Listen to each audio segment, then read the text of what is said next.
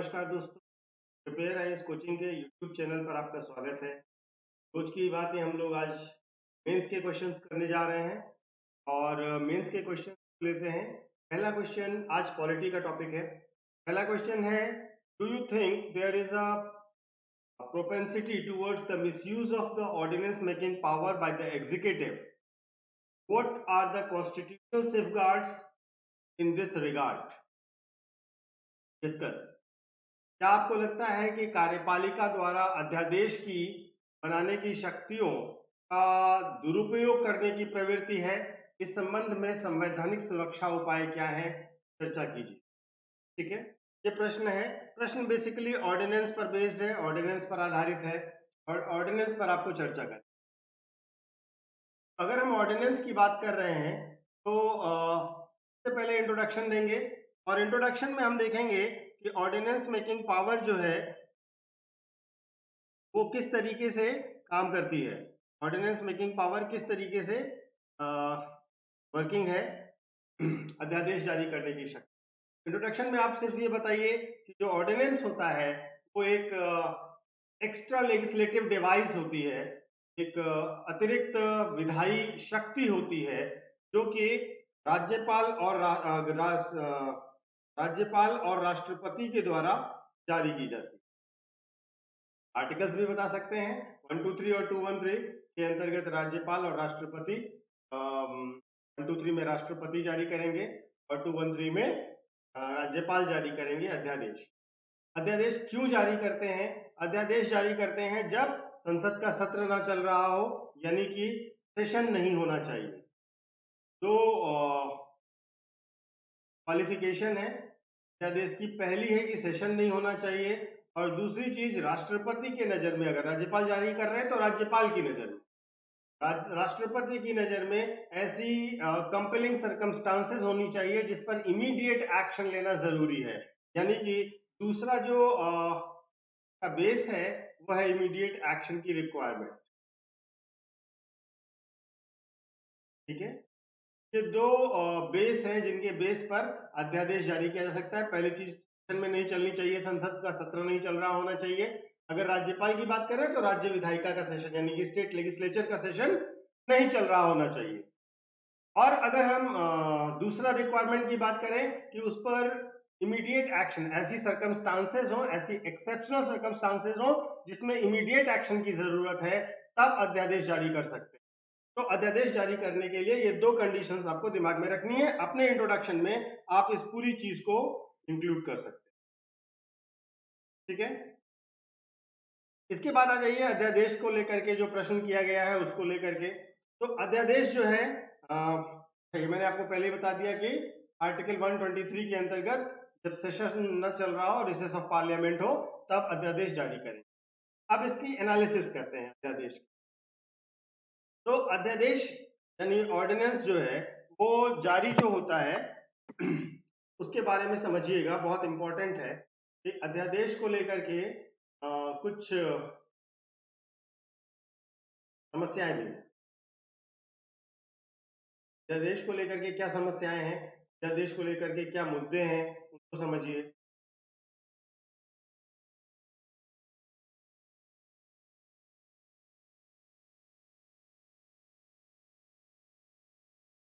तो पहली बात यह है कि हम जो ट्रेंड देख रहे हैं आजादी के बाद से भारत में अध्यादेश जारी करने का, तो सबसे पहली बात यह है कि एक शो करता है deliberate by passing of the legislature, यानी कि जो विधायिका के काम करने का तरीका है, जो विधायिका का कार्य है, जो विधायिका जिसके लिए बनाई गई है, वो काम को बाईपास करना है और हमको ऑर्डिनेंस लेकर के आना है। तो ये जानबूझकर किया गया काम लगता है और जो कि against the ethos and spirit of democracy है, जो कि लोकतंत्र की जो नैतिकता है, जो सिद्धांत है, जो स्पिरिट है, जो सोच है, जो विचारधारा है, उसके अगेंस्ट में है।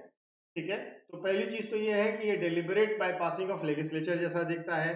दूसरी चीज ये है कि बार बार जो ऑर्डिनेंस है उनको रीप्रोमोलगेट किया जाता है। यहाँ पर रीप्रोमोलगेशन होना, रीप्रोमोलगेशन ऑफ ऑर्डिनेंसेस होता है, यानी कि एक ही अध्यादेश को बार बार जारी किया जाता है। देखिए, अध्यादेश के साथ नियम यह है कि जब अध्यादेश जारी किया जाएगा तो अगला सेशन शुरू होने के 6 वीक्स के अंदर आपको वहां उसको संसद से पास कराना होगा। तो सरकारों की टेंडेंसी रही है कि वही ऑर्डिनेंस जब सेशन शुरू होता है उसके पहले वापस ले लिया जाता है और सेशन खत्म होने के बाद दोबारा से चालू कर दिया जाता है, दोबारा से इशू कर दिया जाता है। तो रीप्रोमulgation ऑफ ऑर्डिनेंसेस दिखाता है कि सरकार उस चीज को वाया लेजिस्लेचर नहीं लाना चाह रही है, फ्रॉम द बैक डोर वो कानून बना रही है। तो रीप्रोमulgation ऑफ ऑर्डिनेंसेस दूसरा मुद्दा है जिसको आप इसमें शामिल कर सकते हैं। तीसरा मुद्दा यह है infringement of principle of separation of powers. तीसरा मुद्दा अध्यादेश जारी करने का यह है कि ये जो है सेपरेशन ऑफ पावर्स जो एग्जीक्यूटिव और लेजिस्लेचर के बीच में स्पेशली किया गया है, ठीक है ना, एग्जीक्यूटिव एंड लेजिस्लेचर, इनके बीच में जो शक्तियों का विभाजन किया गया है उस चीज को खत्म करता है, उस चीज की रिस्पेक्ट नहीं करता है। तो ये एक अगला मुद्दा आता है कि बार बार अध्यादेश जारी करना और अध्यादेश जारी करके कानून बनाना, उसको कानून की तरह लागू करना वास्तव में सेपरेशन ऑफ पावर्स का जो सिद्धांत है उसका वायलेशन है। तीसरी चीज चौथी चीज ये होगी कि ये जो है जो इसकी रेगुलरिटी बार बार देखने को मिल रही है, बार बार सरकारें, आप अगर आजादी के बाद से देखेंगे तो लगभग हर सरकार अध्यादेश जारी करती है। अब आप सोचिए ऐसी कौन सी कंपेलिंग सिचुएशंस हैं जिसमें इमीडिएट एक्शन जरूरी है और हर गवर्नमेंट के लिए ये जरूरी है। तो ये दिखाता है कि ये वास्तव में method as a last resort ना हो करके एक यूजुअल प्रैक्टिस बना दिया गया है। तो जिस उद्देश्य से ये सिद्धांत दिया गया, ये आर्टिकल दिया गया, ये प्रोविजन किया गया कॉन्स्टिट्यूशन में, कहीं ना कहीं ये उसका वायलेशन भी कर रहा है, कहीं ना कहीं ये उसको हर्ट भी कर रहा है। तो आप इन मुद्दों को प्रेसिडेंट के साथ तुलना करिए, प्रेसिडेंट के अध्यादेश की शक्तियों के साथ बताइए। तो प्रश्न का जो दूसरा पार्ट था कि misuse of ordinance making powers, तो ये कहाँ कहाँ कैसे कैसे मिसयूज हो रहा है ये आप बता रहे थे अभी तक। अब बताइए what are the constitutional safeguards in this regard, यानी इस संबंध में संवैधानिक क्या उपचार है। तो देखिए अलग अलग केसेस हैं, अलग अलग प्रोविजंस हैं, उसको आप मेंशन कर सकते हैं इस संबंध में। जैसे आप नंबर 1 पे मेंशन कर सकते हैं DC Wadhwa versus state of Bihar, state of Bihar, ठीक है। ये केस जो है 1987 का केस है, आप फिर भी 1987 का केस है। इसमें सुप्रीम कोर्ट ने ये कहा था कि ऑर्डिनेंस जो है वो केवल और केवल एक्सेप्शनल सर्कमस्टांसेस में जारी किए जाने चाहिए,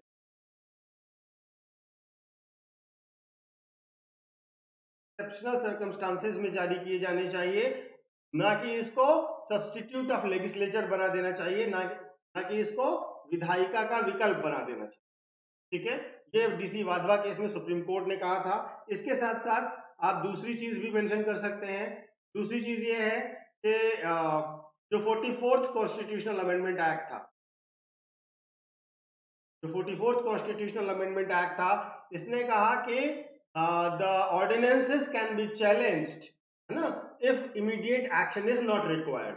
तो अगर इमीडिएट एक्शन की जरूरत नहीं है तो ऑर्डिनेंस को चैलेंज किया जा सकता है। तो इमीडिएट एक्शन वाला जो क्लॉज है उसको इसने इंसिस्ट किया और कहा कि इमीडिएट एक्शन की अगर जरूरत है तभी जो है अध्यादेश को माना जाए, नहीं तो इसको चैलेंज किया जा सकता है।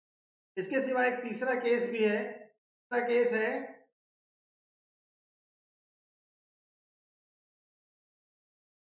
केस है कृष्ण कुमार सिंह, के सिंह, कृष्ण कुमार सिंह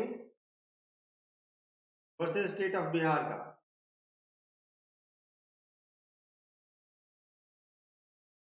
इस केस में सुप्रीम कोर्ट ने कहा था कि जो कंडीशंस हैं कि सेटिस्फेक्शन हुआ है कि सर्कमस्टांसेस एग्जिस्ट करती हैं फॉर इमीडिएट एक्शन, इस बेस पर किसी भी अध्यादेश को चुनौती दी जा सकती है। तो ये डिफरेंट केसेस हैं जो ये प्रूव करते हैं कि इस पर कॉन्स्टिट्यूशनल सेफगार्ड है, आप कोई भी अध्यादेश नहीं जारी कर सकते इमीडिएट एक्शन की रिक्वायरमेंट के बेस पर या एक्सेप्शनल कंडीशंस की रिक्वायरमेंट के बेस पर अध्यादेश को चुनौती कोर्ट में दी जा सकती है। ये एब्सोल्यूट पावर नहीं है। ये बात भी सुप्रीम कोर्ट ने कही थी के सिंह वाद में। ये प्रेसिडेंट की एब्सोल्यूट पावर नहीं है, ये कंडीशनल है। कंडीशन क्या है कि वो जो इमीडिएट एक्शन वाला प्रॉब्लम है, जो सर्कमस्टांसेस ऐसी एग्जिस्ट करती हैं जिससे इमीडिएट एक्शन की जरूरत है, तो वो चीज सेटिस्फाई होनी चाहिए। ये कॉन्स्टिट्यूशनल सेफगार्ड्स अवेलेबल है। अब इसके बाद आप कंक्लूजन लिख दीजिए कि ये क्यों जरूरी है और किस प्रकार से इसको बेहतर तरीके से किया जा सकता है। तो ये आपका पहला question. Now come to the second question. Second question ये कहता है, what do you understand by the term original jurisdiction, explain with the help of suitable example. मौलिक प्राधिकार, मौलिक अधिकार क्षेत्र या मूल अधिकार क्षेत्र से आप क्या समझते हैं, उचित उदाहरणों से समझाइए। ठीक है, देखिए ओरिजिनल जुरिस्डिक्शन का मतलब इंट्रोडक्शन में सबसे पहले बता दीजिए। ओरिजिनल जुरिस्डिक्शन का मतलब है कि कोई भी ऐसा मामला जो केवल और केवल उसी कोर्ट में सुना जाए, उसको हम ओरिजिनल जुरिस्डिक्शन, यानी कि एक पर्टिकुलर कोर्ट में आपको पहले अप्रोच करना हो, then it is known as matter of original jurisdiction. ठीक है, सुप्रीम कोर्ट को ओरिजिनल जुरिस्डिक्शन मिला है आर्टिकल 131 के अंतर्गत, और स्टेट के हाई कोर्ट्स को ओरिजिनल जुरिस्डिक्शन मिला है 214 से 231 के बीच। ठीक है, आर्टिकल 214 से 231 तक हाई कोर्ट के ओरिजिनल जुरिस्डिक्शन है, और सुप्रीम कोर्ट का ओरिजिनल जुरिस्डिक्शन जो दिया गया है वो आर्टिकल 131 में दिया गया। ठीक है, अब इसके बाद ये ओरिजिनल जुरिस्डिक्शन एग्जांपल्स देने हैं और आपको ये बताना है कि क्या होता है। तो आप सीधे कंटेंट पर आ जाइए। कंटेंट में हम लोग बताएंगे सुप्रीम कोर्ट के ओरिजिनल जुरिस्डिक्शन क्या है।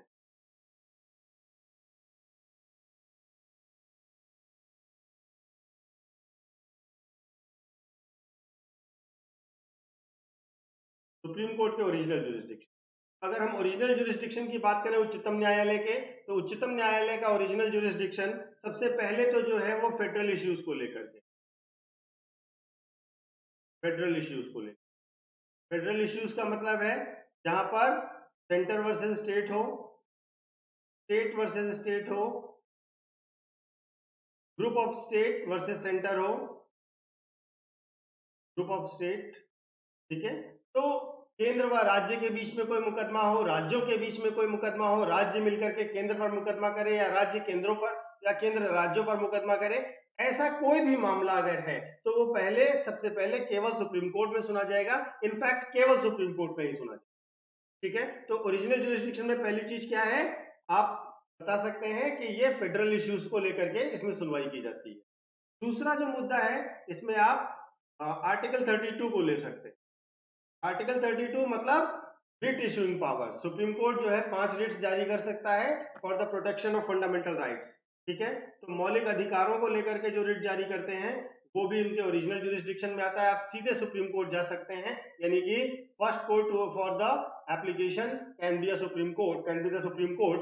So article 32 can also be put in original jurisdiction. ठीक है, इसके साथ साथ सुप्रीम कोर्ट का ओरिजिनल जुरिस्डिक्शन होता है जब किसी भी स्टेट में हाई कोर्ट में, किसी भी स्टेट में जो कोर्ट्स है, जो हाई कोर्ट्स है, उसका मामला वो किसी अन्य हाई कोर्ट में ट्रांसफर कर सकता है, या किसी भी लोअर कोर्ट का मामला किसी अन्य स्टेट के लोअर कोर्ट में ट्रांसफर कर सकता है। ये पावर जो सुप्रीम कोर्ट को मिली है वो भी उसके ओरिजिनल जुरिस्डिक्शन का ही पार्ट है। ये केवल और केवल सुप्रीम कोर्ट कर सकता है।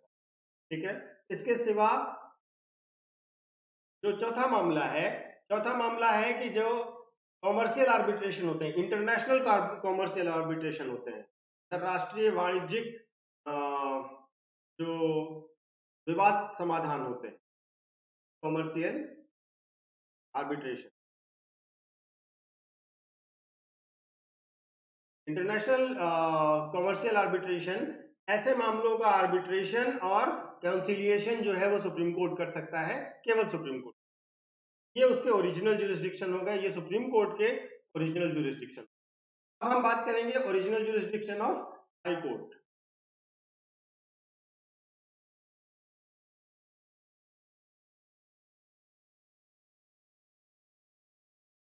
तो हाई कोर्ट के ओरिजिनल जुरिस्डिक्शन क्या है?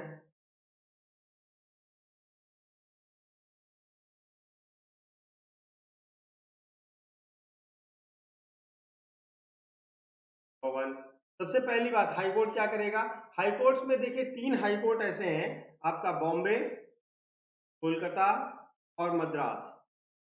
बॉम्बे, कोलकाता और मद्रास हाई कोर्ट जो हैं, ये सारे सिविल और क्रिमिनल मैटर्स के ओरिजिनल जुरिस्डिक्शन रखते हैं, सारे के सारे। जितने भी स्टेट में सिविल और क्रिमिनल मैटर्स होंगे,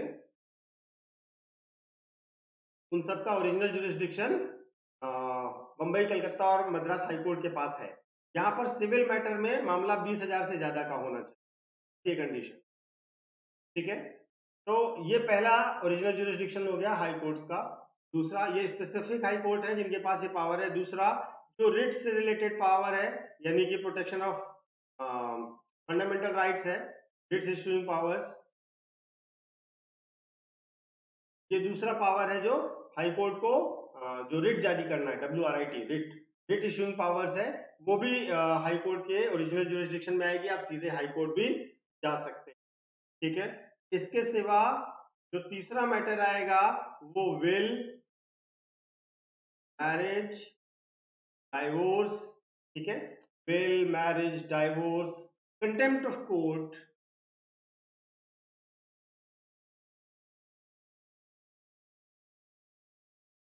कंटेम्प्ट ऑफ कोर्ट, ये मामले जो हैं, और एडमायरलिटी, ये सारे मामले इसके ओरिजिनल जुरिस्डिक्शन में आएंगे, सीधे हाई कोर्ट जा सकते हैं आप इसके।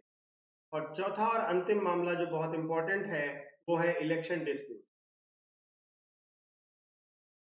इलेक्शन डिस्प्यूट्स का ओरिजिनल जो जुरिस्डिक्शन है, वो रखता है आपका हाई कोर्ट, ठीक है। ये वो मुद्दे हैं जो हाई कोर्ट के पास ओरिजिनल जुरिस्डिक्शन के तौर पर जाते हैं।